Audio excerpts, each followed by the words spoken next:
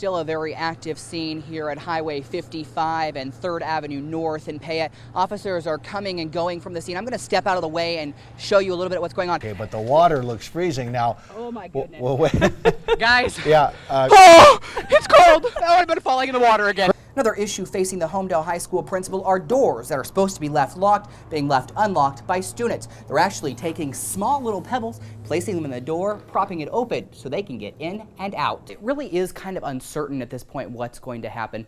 The organization says that they have already represented 4 Boise couples. You have to take a plunge into a body of water that is freezing cold. Good evening, Dawn and Michelle. We were actually out here covering another story when we heard some loud shouting on campus.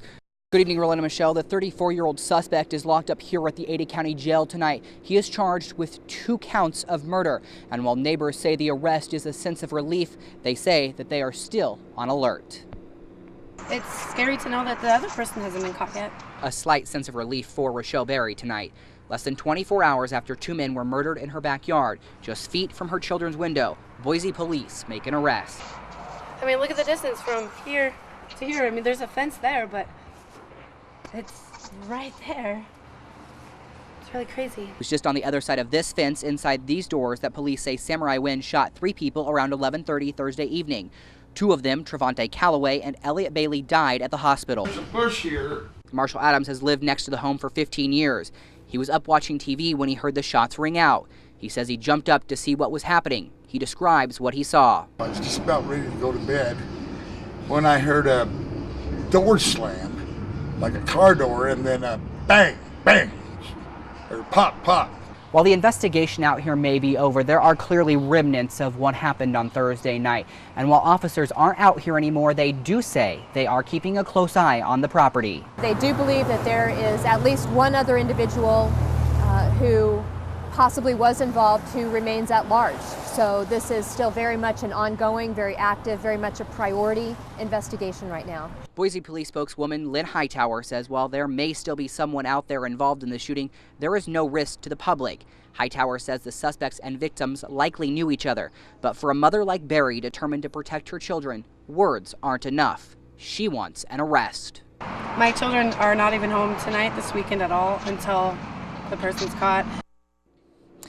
Now, police say while there is no threat to the public, they do need your help finding that other suspect who may have been involved in last night's shooting.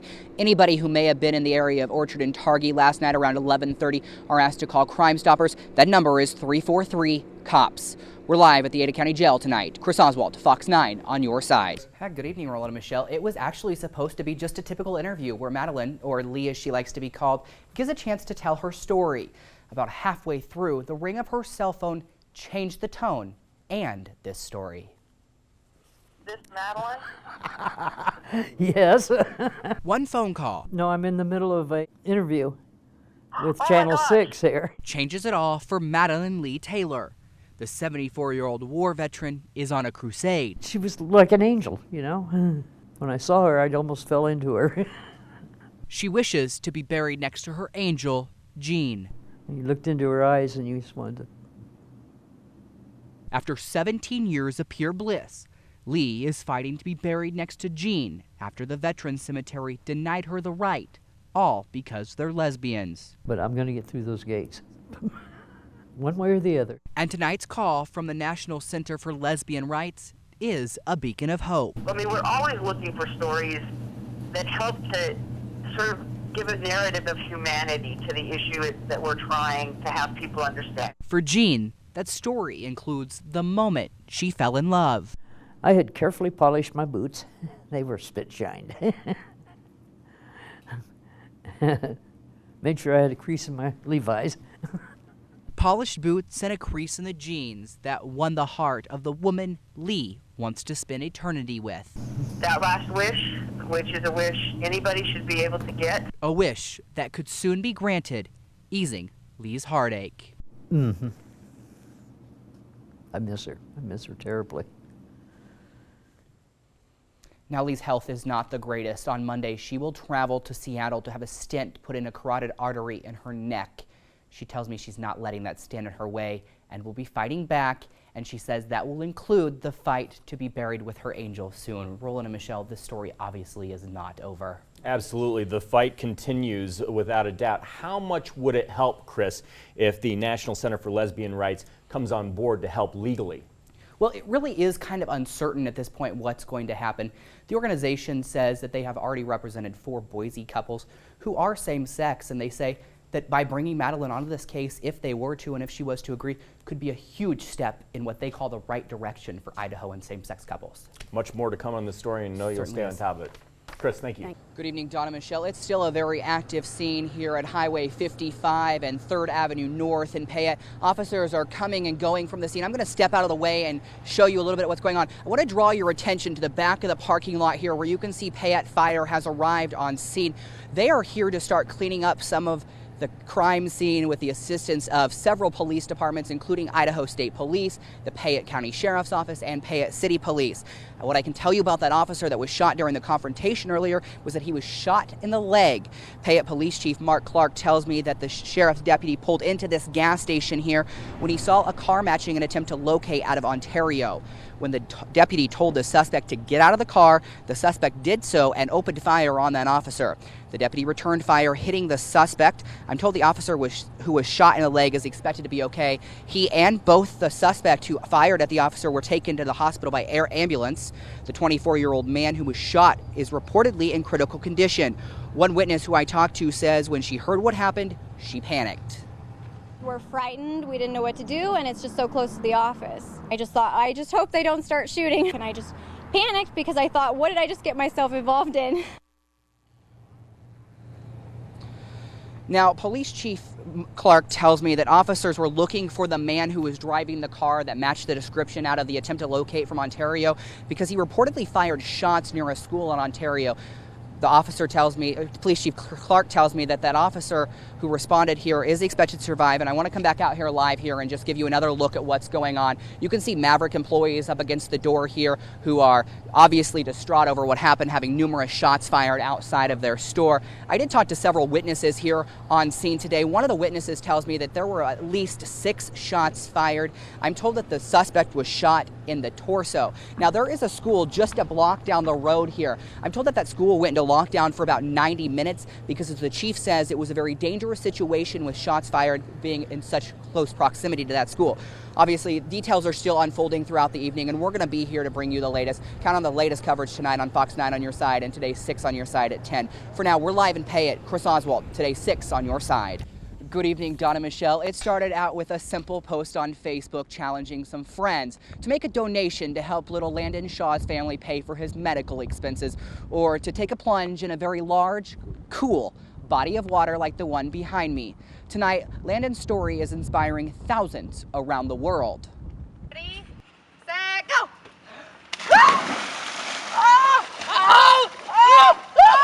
2, 3, go!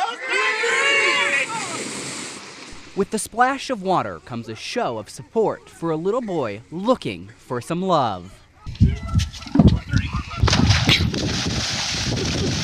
Thousands of people are taking the plunge for Landon Shaw. Landon has stage 4 brain cancer that has spread rapidly through his body. News of his illness has spread just as rapid.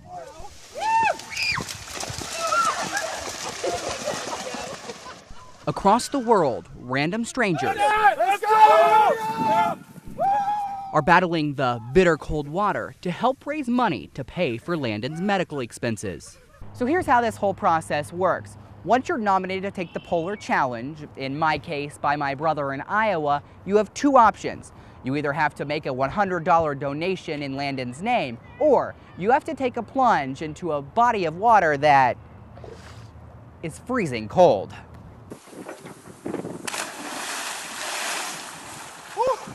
It didn't take long for the challenge to go viral. Now people from all over are challenging their friends to take the plunge, even paying up for ones that accept. Anything that gets people to rally behind a good cause seems great. Seth Ashley is a professor of communications at BSU. He credits social media for spreading the challenge into towns where no one had ever heard of little Landon. We want to make something, catch on and spread. It needs to have an emotion attached to it. Proving that when the power of social media meets the power of human nature, good things can happen. All right, guys, you heard it in my package. My brother challenged me to this challenge, and on a very windy, very rainy, a very cold night, on behalf of Idaho on Your Side, I gladly do this one for you, little Landon. Oh. There he goes. Dunk, Chris. And we should point out that I think it's about 3 feet deep there, so I think he's doing okay. But the water looks freezing now. Oh my goodness. Well, wait. Guys. Yeah. Oh, it's cold. I would have been falling in the water again. Chris, Hey, we forgot to tell you something, though, that the station has already committed $100 to the cause. We meant to tell you that. Pay up. We forgot. Now you tell me. Well, you were supposed to remind me to tell him. This is not cool, guys. Well, yes, it is cool. It's really cool. It is. Well, it's very cold out here, but you know what? It's for a really good cause. I'm out of breath, so okay. If you guys want to help out, or the viewers want to help out, all you have to do is go to On Your Side, Idaho On Your Side for more information. Awesome. Fantastic. And of course, post it on Facebook. Thanks for the story, Chris. Good evening, Donna Michelle. Some say it's not a matter of if, but when tragedy will strike an Idaho school. Since the Columbine shooting in 1998, there have been 16 mass shootings at U.S. schools. In that time, schools like HOMEDALE here have made changes to improve security. But a new report says there is room for improvement. At least 2 rounds were fired in there. There's a strong smell of gunpowder in the building. 1 3-inch hole in the gym door. The scene, Notice High School, April 16, 1999. 4 days before the infamous shooting at Columbine High School, a gunman opens fire inside an Idaho school. It's a scene no parent or educator ever wants to see happen at their school. Unfortunately, it's a scene happening all too often in America.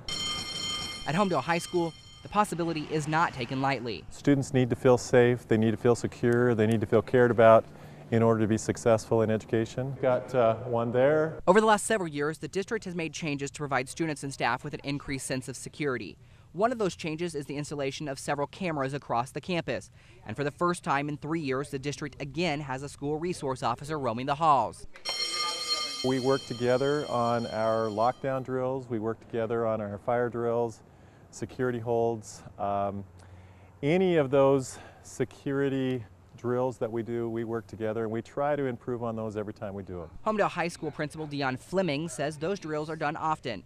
In fact, the school conducted one just a month ago during lunch. And we did that because we felt that if we could do it during the most chaotic time of the day, we would see just how effective and how quickly we could get students into a secure location. With quick being the key, Fleming says the drill went well, with everyone being in a secure location within a matter of seconds. But there is room for improvement. One of the biggest issues at the HOMEDALE School District is passing time when hundreds of students are walking between several buildings on campus to get to class.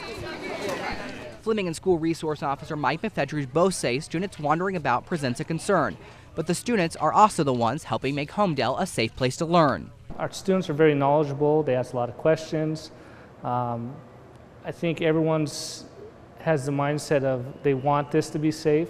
Students credit the presence of Officer McFetrige. Kind of influence the kids to do the right things, right decisions, and he's not a bad guy if you get to know him. He's kind of nice. The State Department of Education says the SRO program is a step in the right direction to making Idaho schools more safe, but it's a program that few districts have. A school security and safety report by the Department of Education found out of the 74 districts studied, only 19 had a full-time officer on campus. The report also found access to school buildings by outsiders was too easy. It's a problem that Fleming and McFetrige are addressing. We do have a lot of entrances. Our goal is to keep most of those locked at all times, but you know, there's always a possibility because we do have 3 buildings. We can't watch everything all the time. I check all the doors as much as I can on the exterior to make sure they're constantly locked. If I do find an issue, I do bring it up with the principal at the school. Another issue facing the HOMEDALE High School principal are doors that are supposed to be left locked, being left unlocked by students. They're actually taking small little pebbles, placing them in the door, propping it open so they can get in and out. These problems aren't just happening in HOMEDALE.